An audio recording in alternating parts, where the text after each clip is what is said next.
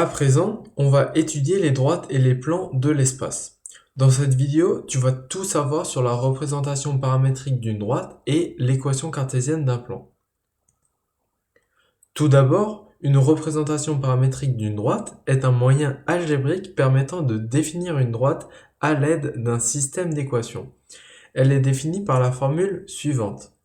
En fait, pour déterminer ce système d'équations, il suffit de trouver un point appartenant à la droite et un vecteur directeur de la droite.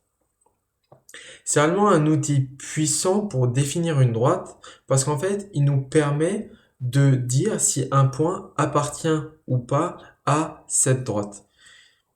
Et finalement, tout point appartenant à la droite vérifie ce système d'équations. Et réciproquement, tout triplet x, y, z qui est solution de ce système d'équation est justement un triplet qui représente les coordonnées d'un point appartenant à la droite. Passons aux exercices d'application. Donc, comme d'habitude, tu peux mettre la vidéo sur pause, je laisse 5 minutes. Ici, on veut simplement déterminer une représentation paramétrique d'une droite. Ok. Donc, qu'est-ce que j'ai dit sur la représentation paramétrique d'une droite? Il nous faut connaître un point de la droite et un vecteur directeur de la droite. Or, directement, d'après l'énoncé, on nous donne un point et on nous donne un vecteur.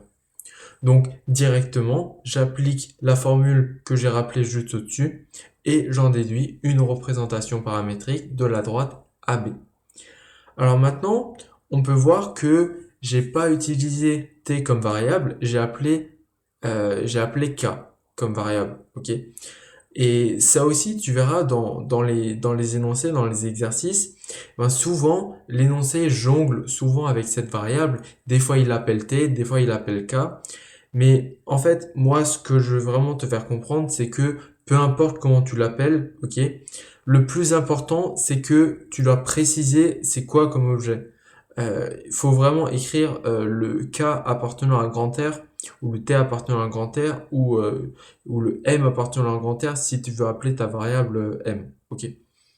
Voilà, donc peu importe, ici j'ai choisi K, ça n'a pas d'importance. Ok, maintenant tu vas montrer qu'un point N n'appartient pas à la droite AB. Alors, ça aussi, je l'ai dit juste avant, pour montrer qu'un point n'appartient pas à la droite AB, eh ben, ça veut dire que il n'est pas solution du système d'équation. Ok? Et en fait, ce que je vais faire, je vais simplement remplacer les coordonnées de x, y et z par les coordonnées du vecteur n et je vais résoudre les trois équations. Ok? Donc j'obtiens trois équations. Je résous ces trois équations, j'isole le t et je me rends compte que j'obtiens un t différent dans chacune des équations. Donc, ça veut dire que le système d'équations, il n'est pas vérifié. Ainsi, le point N n'appartient pas à la droite AB. À présent, tu vas montrer qu'un point P appartient à la droite AB. Ok, donc là, je fais exactement le même procédé, simplement que je remplace x, y, z, cette fois-ci non pas par les coordonnées de n, mais par les coordonnées de p, bien évidemment. J'obtiens trois équations, je résous, j'obtiens le L. On obtient bien le même L, ainsi le système d'équations est bien vérifié, et donc le point P appartient bien à la droite.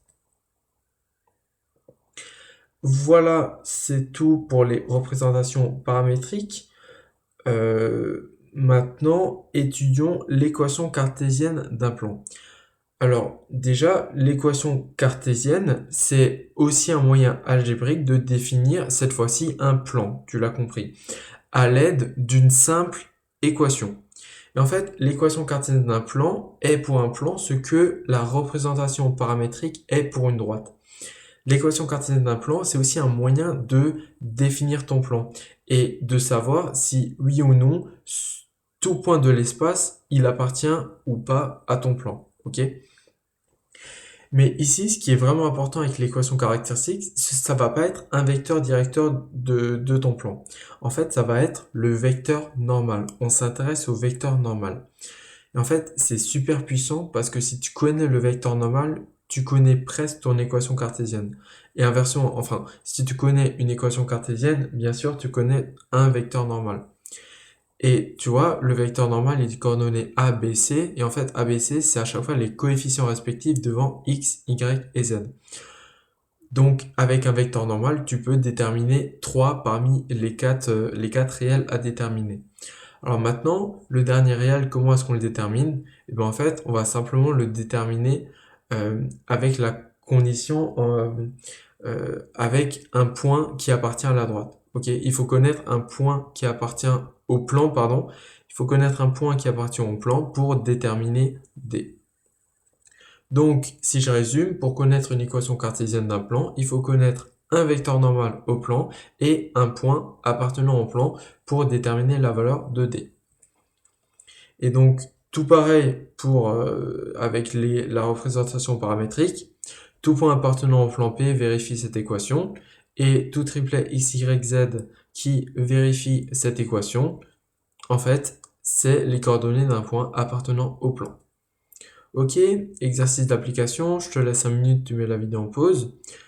Maintenant, tu vas déterminer carrément une équation cartésienne du plan ABC. Ok, sachant qu'on nous donne un point A qui appartient au plan et un point N, enfin un vecteur N, pardon, vecteur normal.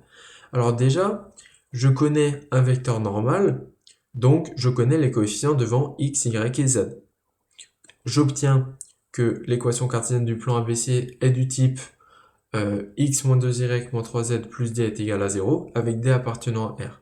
Et maintenant, en fait, l'objectif, ça va être de déterminer d. Pardon. Donc, pour déterminer d, qu'est-ce qu'on fait? On remplace simplement le x, le y et le z par moins 3, moins 2 et 1. Ok, donc on remplace tout ça, on obtient une équation avec une inconnue qu'on arrive à résoudre, on en déduit la valeur de d, et ensuite on fait une phrase de conclusion, on répond simplement à la question, et donc une équation cartésienne du plan ABC est x moins 2y moins 3z plus 2 est égal à 0. Ok, maintenant tu vas montrer qu'un point appartient ou n'appartient pas à un plan. Ok, donc là tu vas faire exactement pareil que pour l'exercice sur la représentation paramétrique d'une droite. On va remplacer x, y, z par les coordonnées de n, puis par les coordonnées de p, et on va regarder si l'équation est vérifiée. Ok, donc on remplace x, y, z par les coordonnées de n, on obtient que l'équation n'est pas vérifiée, ainsi le point n n'appartient pas au plan. De la même façon, si on remplace x, y et z par les coordonnées du point P, l'équation est bien vérifiée, ainsi le point P appartient bien au plan. Voilà, donc on a fini d'étudier les droites et les plans. Maintenant, il nous reste plus qu'à étudier la dernière vidéo de la série sur la géométrie dans l'espace, position relative des objets dans l'espace.